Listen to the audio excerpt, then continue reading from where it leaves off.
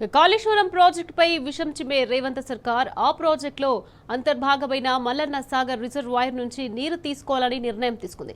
దీంతో కాళేశ్వరం ప్రాజెక్టు విషయంలో సీఎం రేవంత్ దొంగ నాటకం బయటపడిందని బీఆర్ఎస్ వర్కింగ్ ప్రెసిడెంట్ కేటీఆర్ విమర్శించారు. ఈ మేరకు ఆయన ట్వీట్ చేశారు.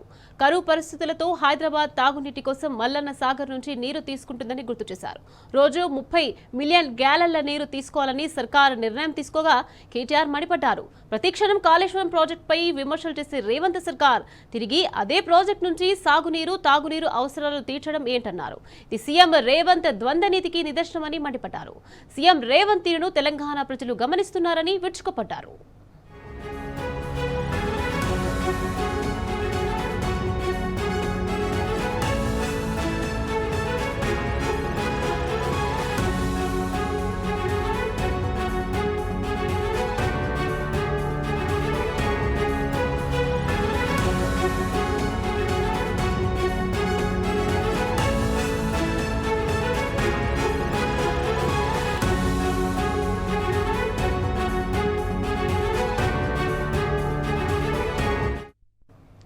కాళేశ్వరం ప్రాజెక్టుపై విషం చిమ్మే రేవంత్ సర్కార్ ఆ ప్రాజెక్టులో అంతర్భాగమైన మల్లన్న సాగర్ రిజర్వాయర్ నుంచి నీరు తీసుకోవాలని నిర్ణయం తీసుకుంది.